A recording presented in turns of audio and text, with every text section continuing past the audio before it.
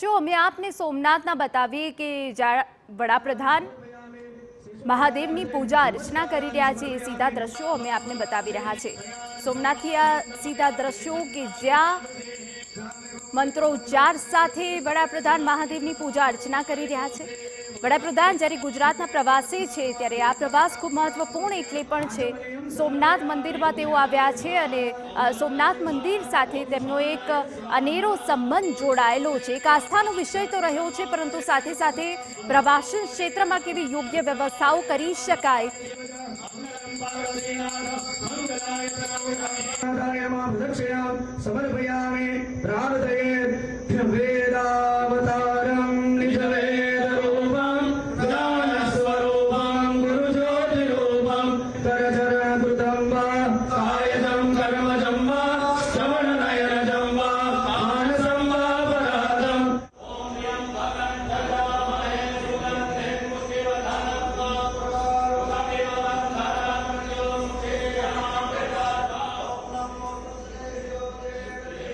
तो मंत्रोच्चार साथे पीएम मोदी के जो महादेवनी पूजा अर्चना करी रहा छे। आपने जणावी दઈએ કે વડાપ્રધાનનો આ બીજો પ્રવાસ છે સોમનાથનો।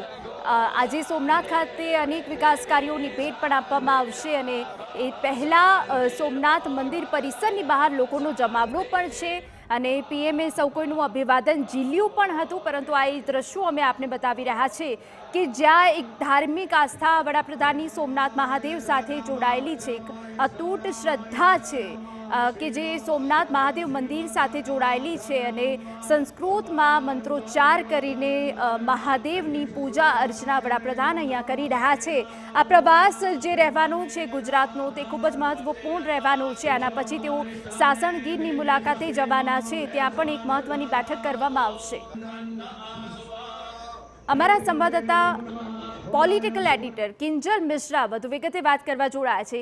કિંજલ, ખૂબ જ આસ્થાનો વિષય સોમનાથ મહાદેવ સાથે રહેલો છે। સંસ્કૃત પાઠશાળાના વિદ્યાર્થીઓ દ્વારા વૈદિક મંત્રોચ્ચાર પણ કરાઈ રહ્યા છે। કિંજલ, જી બિલકુલ કહી શકાય કે વૈદિક મંત્રોચ્ચારની સાથે વડાપ્રધાને જે 45 મિનિટની જે શિવ પૂજા છે, શિવ પૂજા કરી છે અને સાથે જે ધ્વજ પૂજા હોય છે, ધ્વજ પૂજા પણ તેમના દ્વારા કરવામાં આવી છે। 45 મિનિટ જેટલો સમય હતો કે જ્યારે તેમને સંપૂર્ણ રીતે જે પૂજા કરવામાં આવી છે ત્યાં કહી શકાય ઋષિકુમારો પણ ઉપસ્થિત હતા અને તેની સાથે સાધુ સંતો પણ ઉપસ્થિત હતા અને જે આપ જોઈ શકો છો કે જ્યારે પણ વડાપ્રધાન ક્યાંય પણ મંદિરોમાં જતા હોય છે ત્યારે એક અલગ પ્રકારનો તેમનું એક ગેટઅપ હોય છે તે પણ જોવા મળતું હોય છે અને એ પ્રકારે જે ભગવા કુર્તા અને કોટી સાથે પણ વડાપ્રધાન હતા એ જોવા મળ્યા અને એક પરંપરાગત પૂજા છે તે તેમણે કરી અને ત્યારબાદ હવે તે ગીર જવા રવાના થયા છે।